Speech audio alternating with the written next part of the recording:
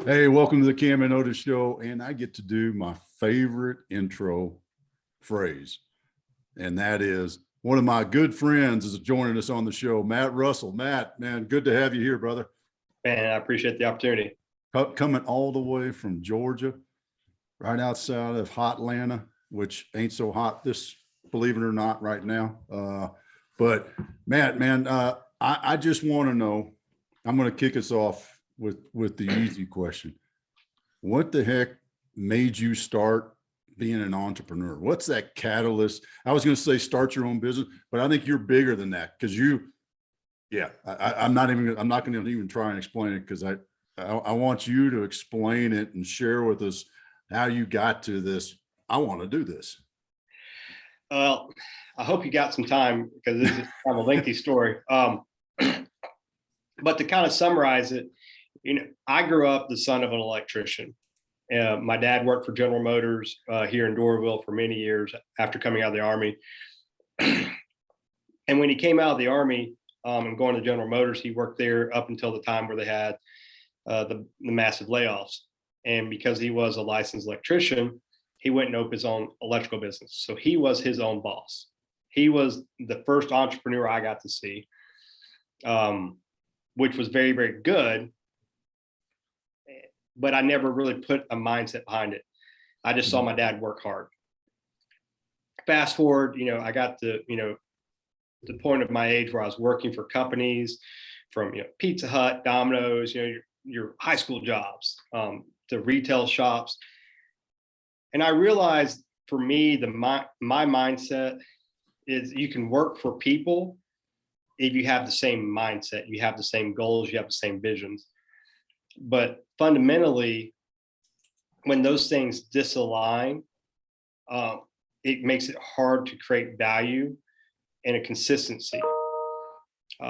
So over the last several years, I've had the fortunate pleasure of being able to open two of my own companies, still growing, still have lots of room for improvement, but now I have anything that's coming forward. It allows me the fundamental mindset to bring customer service first and be that entrepreneur. So looking at my dad's history, great, but not wanting to be big box retail and have that success. All right. Yeah, and that's kind of where it's at. I know it's kind of an abrupt summary, but that's where it lies. I just got to share something. Hold on, Cam, because Rob Angel, Game Changer, Pictionary dude, read that book and you're going to go, dang, that's me. Because Rob had a very similar thing with his dad getting laid off, except his dad wasn't a licensed electrician. So he couldn't start his own business that way. And Rob grew up with this attitude of, I'm never going to work for anybody because I don't want to get laid off. And that same sort of thing. So that's kind of it's neat how y'all's stories. Again, I just tossed that out there. If you haven't read it, it's a pretty cool story. All right. Doesn't have any pictures in it, which was very, very disappointing on my part. It's gonna be hard for me. It's the story of Pictionary. And it's like, dude, where are the pictures? Yeah, absolutely. Go ahead, Cam. I'm sorry about that. No, that's all right. Well, what I thought was super interesting there, because this is a similar type of feeling I had, it's my kind of journey becoming an entrepreneur. It wasn't necessarily this like desire to start my own company or anything like that. It was more like owning the outcome. And it seems like you kind of have a similar thing there, Matt, where you were talking about, being able to provide the best service to your customers and be able to like prioritize that and make that your priority, and how that kind of creates that natural entrepreneurial spirit where it's like, if you're just there to solve problems and to serve your customer, then you kind of already have the entrepreneur thing going, whether you realize it or not. Yeah. Well, it's scary. I think as a father of two, not having control of your future because of someone else's mood swings or the current environments that we've seen and how it can change so rapidly, especially over the last 2.5 years. It's I'd rather be in control of my outcome based on my production than my outcome based on someone else's perception of my production. And that for me is something that I think an entrepreneur has to, grasp. And, it is a daily struggle, but it is something that we grasp, and it gives us a sense of freedom and control. But with any freedom and control, you are the captain of your ship, and if you don't know how to do certain things, you could put yourself in some trouble pretty quickly. I was just sitting there thinking, it's like, oh, well, everybody should be an entrepreneur. What if everybody was an entrepreneur? It's an interesting world. Think about that. I have a client a couple of years ago who asked me that question. How do I get an entrepreneurial spirit in my team? Because I mean, truthfully, to be an entrepreneur, to have that entrepreneurial spirit, you don't have to start your own business. It's an attitude, an attitude of creating, of solving, of owning, going back to my favorite fallback, Maslow's hierarchy of needs, right? And fulfilling those needs that we have in life. So you mentioned that freedom, and with freedom there is a price to pay. Whether we're talking about the good old U.S. of A, American freedom, or the freedom of an entrepreneur. Tell us how you're managing that freedom that you have, Matt. Well, within the freedom, it's making sure that I'm always putting myself in a state to learn and gain perspectives. In gaining the perspectives, I like to tell people it gives me not the expert level knowledge that many people have, but it gives me a conversational bit of knowledge. So as an entrepreneur and in my business of assimilating small companies, I may not be the expert in your entity or in your business, but I have an expertise in assimilating companies and creating contracts that can hopefully help you get better return as an owner operator.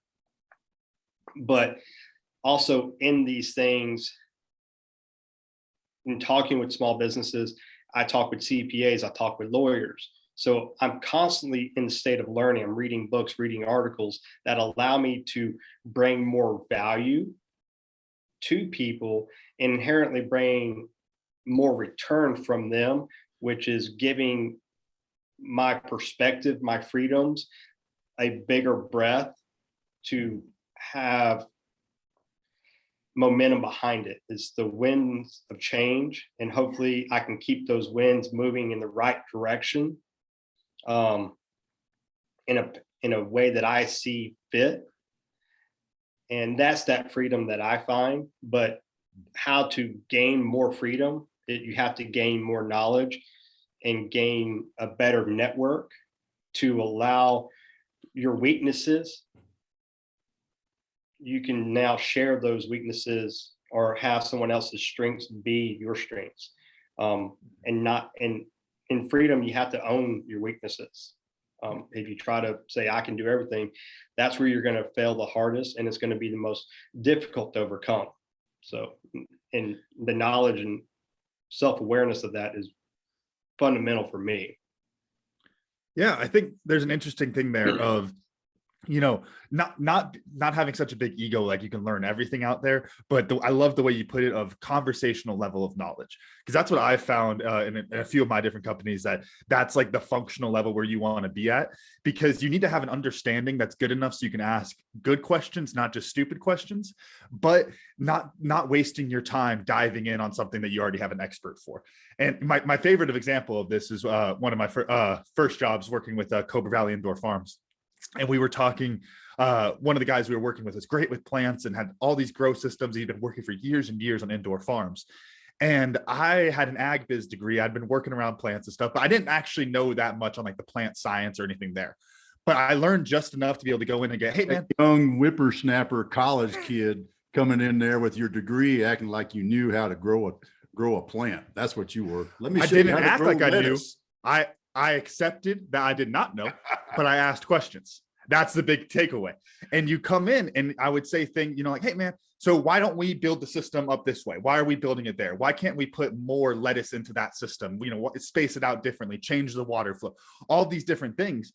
But the reason I bring that up is because it takes that conversational level of knowledge, like you mentioned, Matt, because you can't be coming in like a complete dumbass, because then no one's going to want to work with you.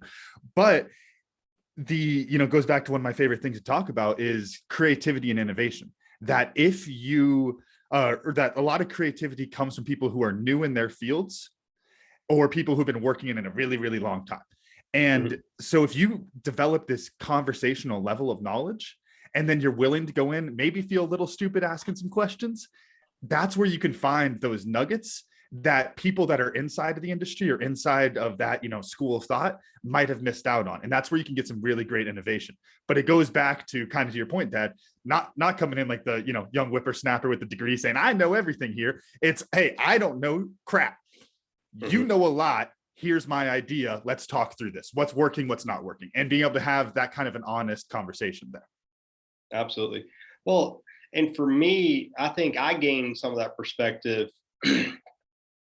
I graduated back in the 90s, so that'll tell you my age.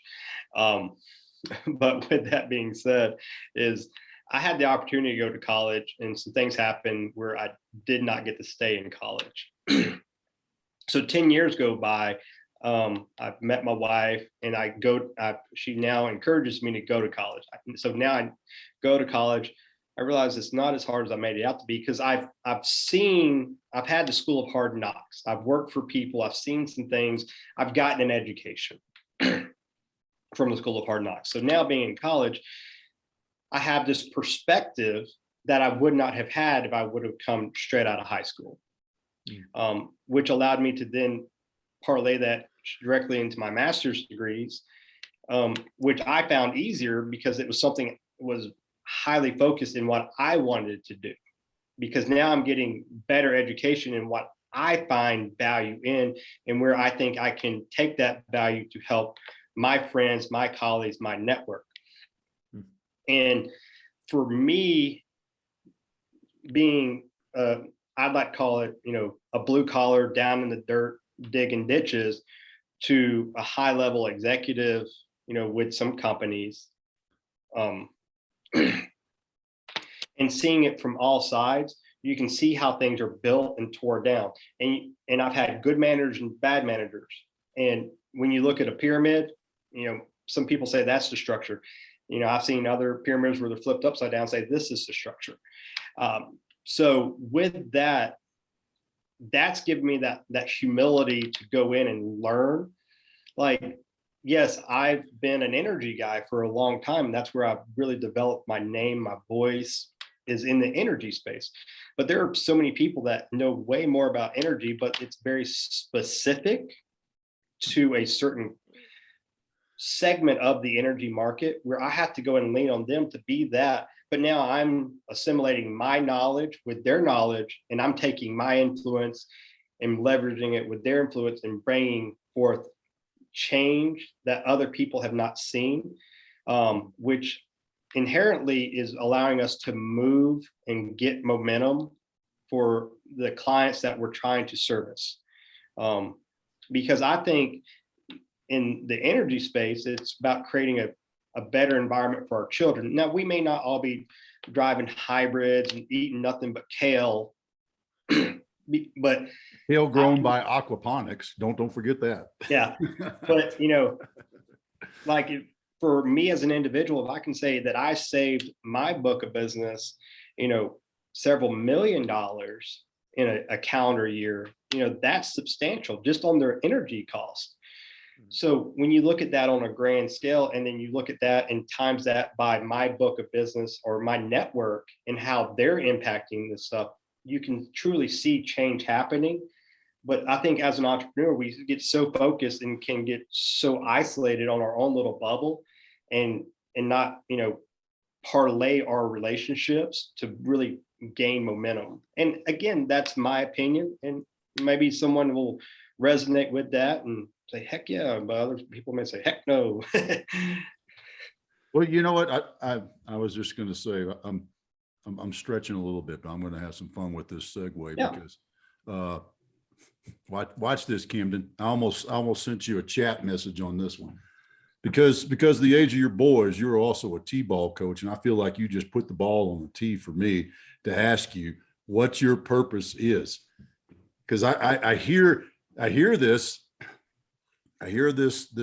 bigger picture than the business, and I think that's, to me, that's the secret to enjoyment and what you're doing and who you are, is understanding what's your purpose. And you know, and if you don't mind, I would love to hear in a reflection of what it was when you kind of started and what it is now, because I'm pretty sure, if I remember right, it's changed just a little bit in last few years. Yeah. So for me, you and I, Otis, we belong to an organization. That's how we became friends, and I'm deeply honored and humbled by the relationship that we have. But when we first connected, I always identified and I said, I'm the energy guy. There's nothing I do better than energy. And that was my identity. That was, my sole mission in life was to be the energy guy, because I love my father. He's my hero. And if nothing else comes out of that, I want that to be echoed and spawned across every platform and to get back to my dad, because, that's the biggest thing for me. And maybe one day my kids will say the same about me. But when I really started peeling back the layers of the onion and looking at it as a more holistic view, I've been able to help businesses go from $0 in revenue to multi-million-dollar revenue in less than 3 years. I haven't done it in every business I've been at, but I've done it a couple times. But it's never been me. It's been a part of a team. So, but in everything I've done, I've been able to connect people. So in the energy space, I was able to connect my suppliers with my buyers. And I was then able to listen and understand where a problem may lie, and then say, humbly, I can help you or I cannot help you. But if I cannot help you, here's where to go. And because of that humility, I was able to say, where I cannot help people, here's where you need to go. People now resonated with me more because they know when I said it's not about the almighty dollar, it's about me working for other people and making sure I'm facilitating solutions. It allowed me to step back and change my vision. And I'm not going to read it off verbatim, but my LinkedIn says, my greatest network, or I bring my skills, my talents, and my network to bring value to other people. And for me, and I love it because of people that work in the 9-to-5 jobs that have the grind, they don't understand what I do. But for me, I truly believe that my skill is connecting people at a very high level. And it's not connecting high level people, because that's one thing, but connecting people at a high level and seeing the value that each person has to bring to an opportunity. And if I'm able to monetize that relationship by having an open and fair conversation and not creating an unfair exchange and trying to exceed the value for other people, then it allows me an opportunity to parlay that into a business that inherently takes care of myself, my family, my vision, to connect people, and then get my voice out there and try to be that humble connector, as opposed to a Goliath, egotistical, I'll let you fill in the blanks. You can substitute SOB if you'd like to. Yeah, we can say SOB. That's a good one. Well, it's interesting. So, you were saying that originally the identity was the energy guy. Now I'm having a little fun with this, but going from the energy guy to the guy, because you're the guy who sets you up with people. You always got to have that guy in your network. And I love that. But, as you kind of went through this little bit of a realization, I don't know if it was, a true epiphany moment or if this was a slow thing. How did you deal with a loss of identity from the energy guy, because you're not the energy guy anymore. Now you're the guy. Yeah. And so how do you deal with that? Was that a tough transition? I don't really view it as a tough transition. I think it was just, again, going through the layers of peeling back the onion and truly getting a better grasp of who I am and how I truly bring value to people. That was not hard, but it allowed me to better formulate the elevator pitch of what I do and how I'm trying to get you to partner with my company or companies. So it now, because that's been more polished, having a rough cut gem and now getting it to the nice ruby, sapphire, whatever you want it to be, it now the time saving process of introductions and stuff like that there is a lot easier. So if I'm in front of mind and having a conversation with someone, I can say this, this, and this, but I can't be there all the time. But if I can be a positive person, be humble, and people are talking about me, they can say, hey, here's what you need to know about Matt, because again, that's marketing for me on a whole nother level, because my network is now talking about me and saying, hey, we're not sure exactly what's going on, but he's been successful and he's really good at connecting. And he's done these things. Maybe he can help you here. And that for me is priceless.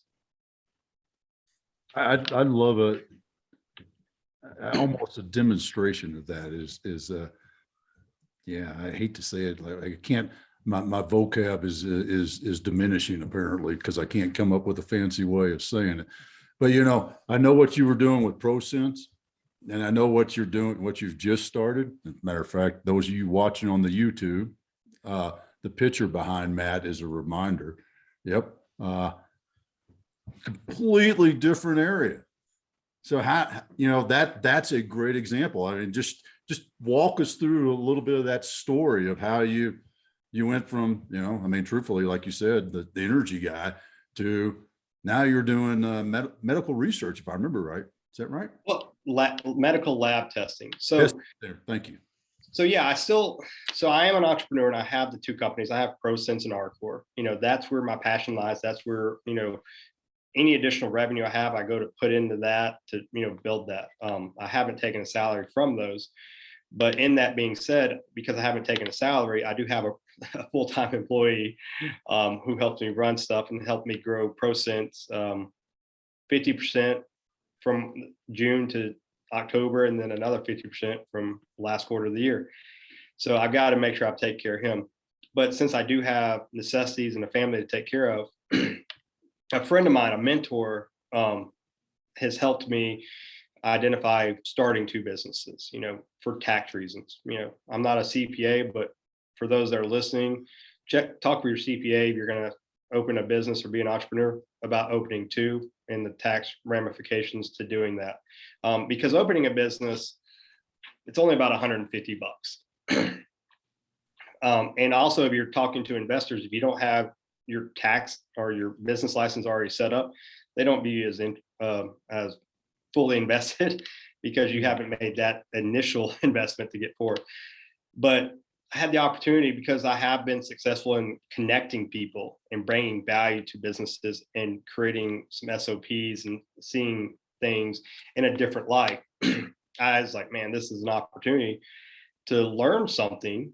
Again, always learning, to gain freedom to go into the medical space, which is a huge shift, big change, because it's not a buyer seller transaction.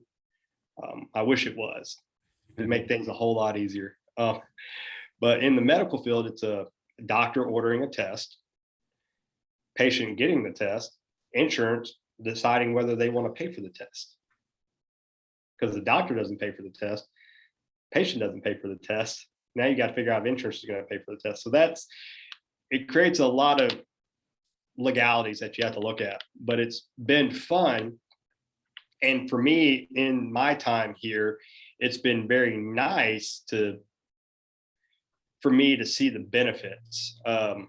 in the genetics testing that we do for early childhood cancer detection, whether it be in children or young adolescents, to see if they're predisposed to cancer. We also do a genetic test that allows people to see how they metabolize medicines, because a lot of people take medicine.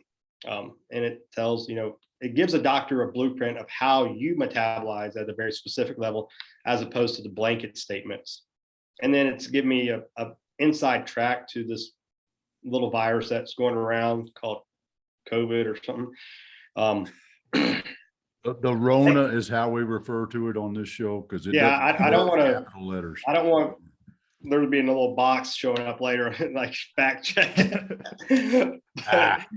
But with all those things, it's given me insight. But the great thing about it is I had a fear from going from blue collar energy guys to working with doctors.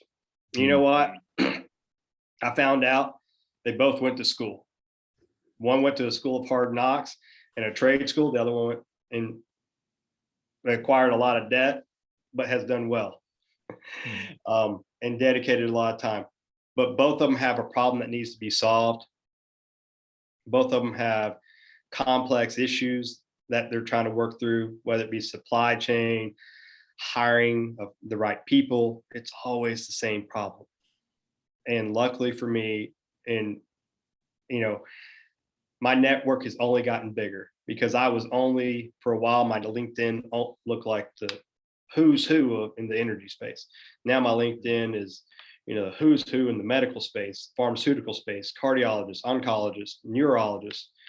So it's nice that I can now fundamentally have a conversation with these people to figure out what's going on in their world, and figure out if I can provide a solution or just an outside opinion that may allow them to look at it in a different light, to give them a different perspective. Because if we're able to change a perspective on a problem, might allow us to gain better insights of how we come to a solution, which has been truly one of the most remarkable things for me. I don't know, how long I will be here. I hope to be here for a while. But it is one of the things that I absolutely love in seeing the commonality of finding a problem and looking at it from a different viewpoint. Because I like to say, if you've been in a business for 5 years, you're probably the worst person to ask when writing a training manual, because you have now forgotten everything that you learned. Now you just know what you know. You forgot the onboarding, putting your name, date, and birth, your IEN number, your tax ID number, your tax certificate. You forgot the basic bare bone necessities of a foundational business. But when you're able to remove yourself, and I'd like to still say I'm the infant in this. I like to say I'm the infant in a lot of things. I can bring insights. And if I need to show up and be the expert, I'll show up and be the expert. But if I can show up and look at it like a fifth grader would, because as children, they ask us questions, and I'm like, those questions allow us to think, oh my God, really?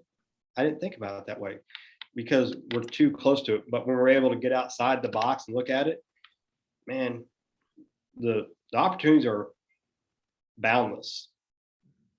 So, I like to think about that, thinking like a child, and how it's just all about different perspective. But I think the real, like, more measurable mechanism for things I've read on that, because I think it's an interesting area, because kids, they're pretty creative, but adults can be creative too. But the thing that kids have that most adults lose is the ability to put yourself out there and feel okay being stupid for a little bit, and feel okay like that. Because at some point, for some people it's 16, some people it's 20, whatever age it is, you raise your hand, ask that stupid question, the class laughs, and you go, oh wow, I'm not doing that again. And you just lock down. And the best thing you can do sometimes is ask those stupid questions, because they're usually not that stupid, as silly as that always sounds. I know it's one of those oxymoronic phrases, but they're really not that stupid usually.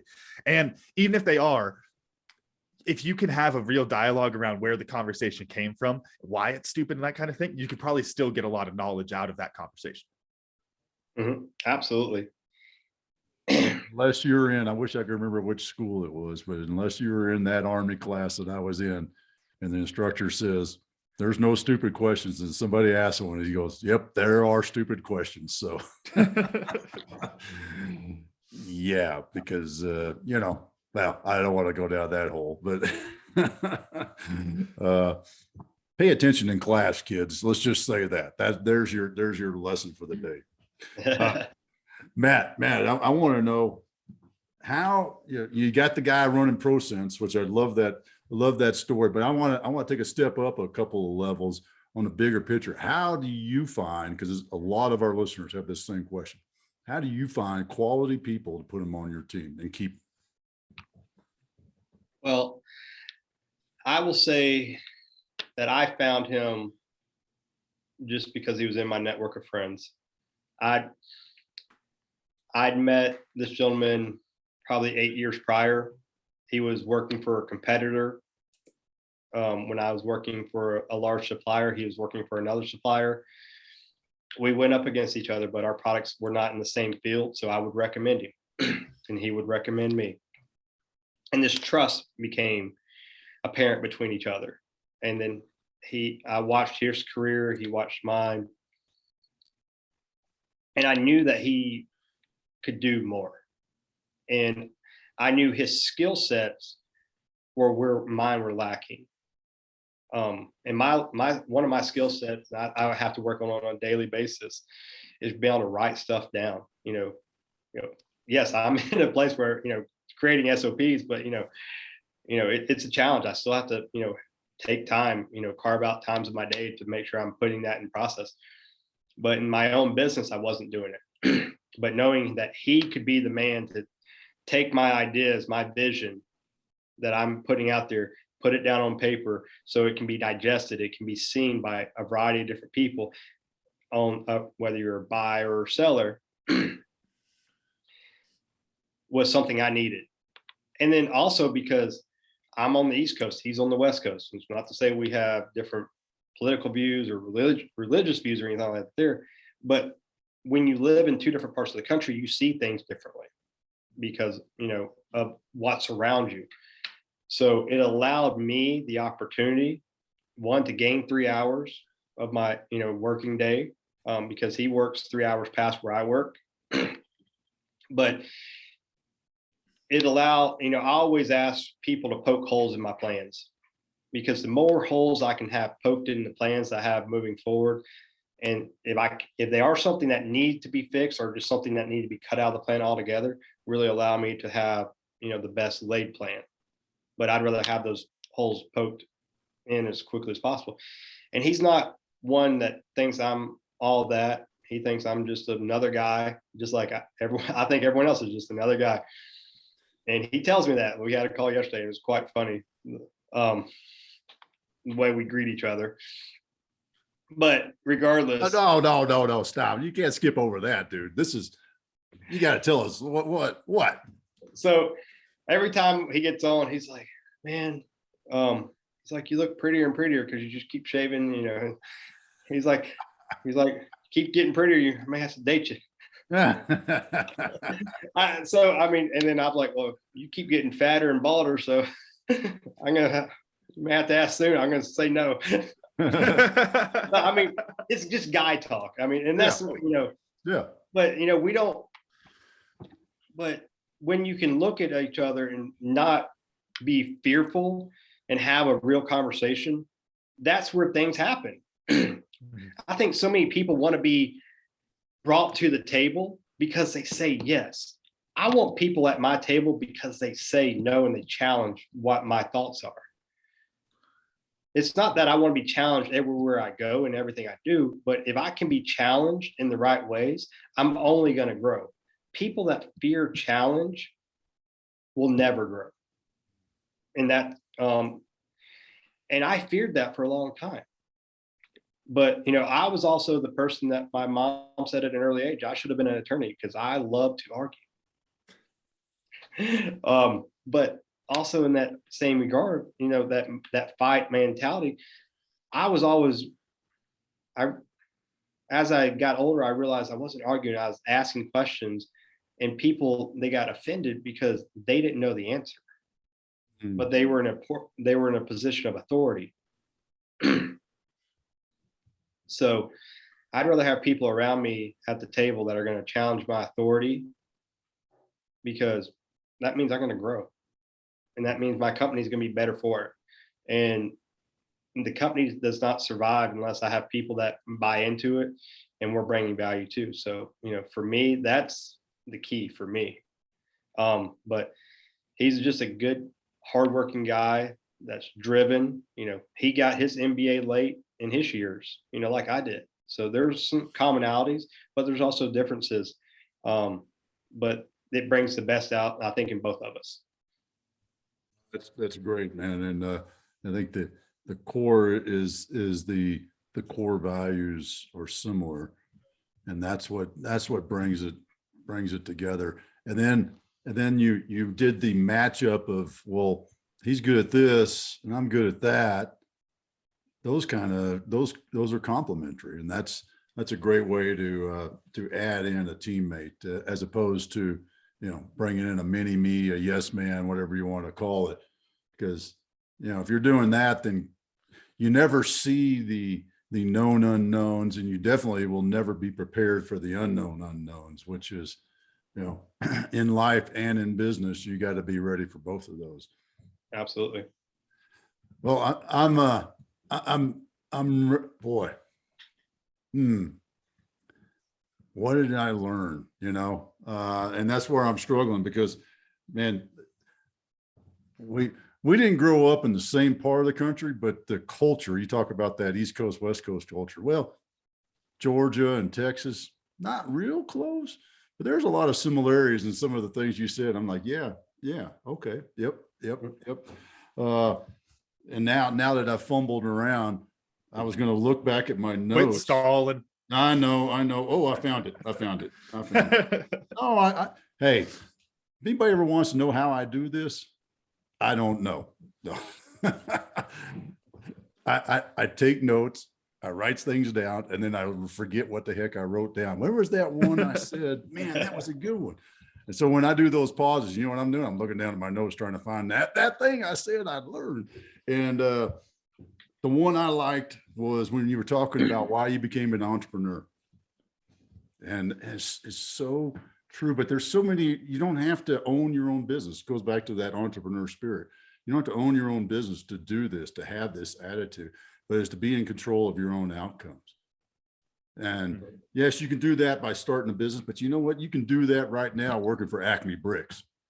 There's no doubt in my mind that you can do it in that same sense. So own your own outcome. Own that. Yeah. Camden, what'd you learn?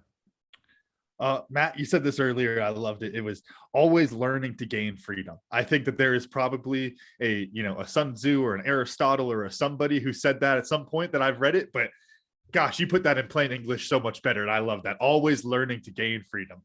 That's always so funny. That's the thing about paraphrasing quotes and stuff.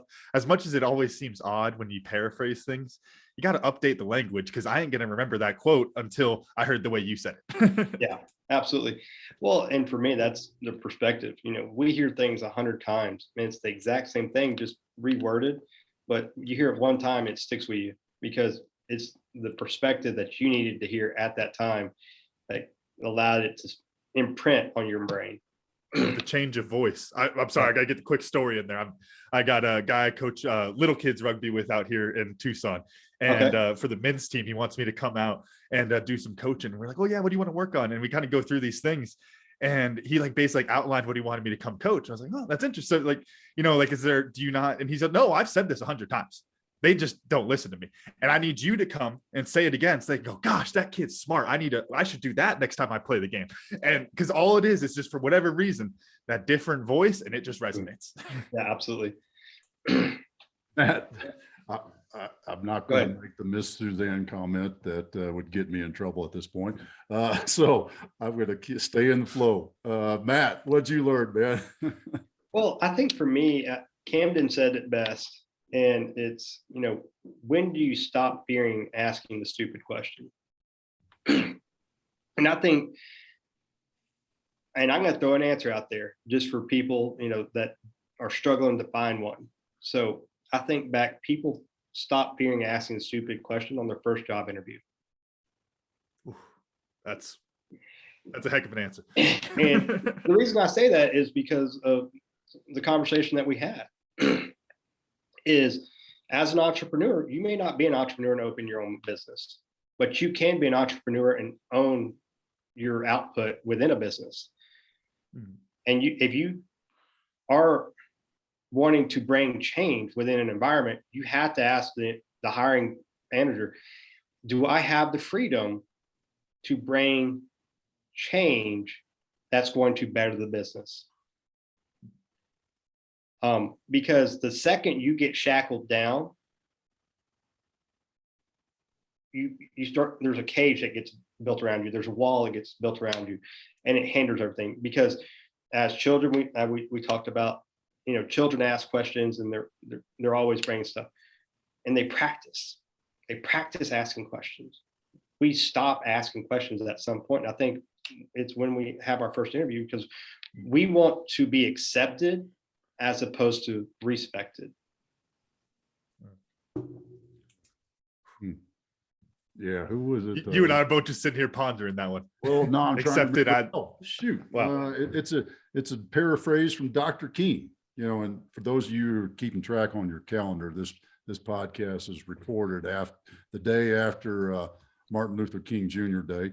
And Dr. King was I'm not going to go too far because I can't remember which speech it was, but talked about the day that we can look at people and judge people based on their character and not the color of their skin.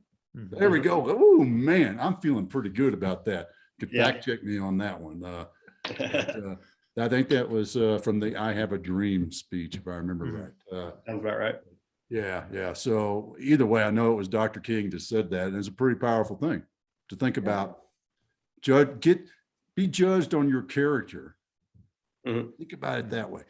Go through life with that drive, being judged on your character. I'm trying not to get too much soapboxy. I usually don't on the podcast, but Matt, you just bring it out in me, man. Sorry. Well, I want to add on there, and maybe we could talk on this just a little bit more as we're wrapping up. Thinking the accepted versus respected. I think that we all have this idea, especially if you're talking about that first job interview type of setting, that if you don't know something, you're no longer going to be respected inside the room. You're no longer going to be able to contribute meaningfully into that conversation. And that's kind of just like a flawed way of looking at respect, and sets you up for failure inside of those settings. And I think that's the value of, the other side of that, the way you put it, Matt, of accepted, is accepting, one, understanding yourself, your own knowledge, and what, the shortcomings that you have, your weaknesses, your strengths, and then working in an environment where other people are accepting that. Because it makes me think too, and I don't know who exactly said this, Dad. I know it's a Stoic quote, but that you can never, if you always expect people to be who they are, you'll never be disappointed. The same thing goes for yourself. It's just accepting that people are who they are, and that knowledge is what they have, and the knowledge they don't have is the knowledge they don't have. That's all okay. And just accepting them as they are is the most important thing. And if you can get your team to do that, you're going to go places, because great ideas are going to come out of that acceptance of everyone inside the group. Yeah. Well, and the thing for me is, like, there was a conversation I had yesterday with a group of people. Someone brought up the love languages book. And it was one of the things that was very instrumental in my life, because when I went through premarital counseling, I found that my love language is words of affirmation. So I've always really tried to go out of my way to seek being accepted. But if I'm accepted, people don't remember me. People don't talk about me. But if I'm respected, people talk about me. People remember me. And you want to have both, but you got to figure out, at what level you want to be? Do you want to be accepted as a friend, or do you want to be respected as an expert? Do you want to be accepted as someone who's trustworthy, or do you want to be respected as someone that's honorable? So in all these different things, it's a fine line. You know, my wife joked with me that day, 'cause I walked in, we're getting ready for a wedding. I said, well, I'm going to be the best looking guy there. She goes, cocky much? I said, no, confident. So it's a fine line. But, you know, between the exception of being accepted and respected, you know, I can say I respect certain people in what they've done. I can respect, I'm going to say a name, Bill Gates. I respect him and what he's done. Do I accept him as a, maybe not. Mhm. And I could do that with a variety of people, but I know the same thing could be done with me. So again, that's one of the things as you go through life and the older you get, and I think it's one of those things that allows me to better facilitate my relationships and the conversations I have.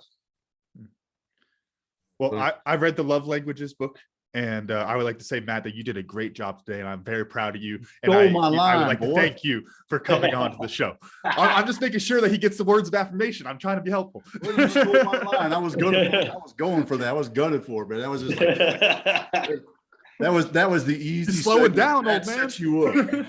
That was more. That wasn't just the T-ball on the tee. That was a here. Let me hold the bat for you, Camden, and hit it with you. Good stuff, man. Hey, Matt, man, this has been great. Put him on the list of returners. How can folks get in touch with you and learn a little bit more about those things you got going on and those principles that you're leading towards? I would say the best way to find me is on LinkedIn.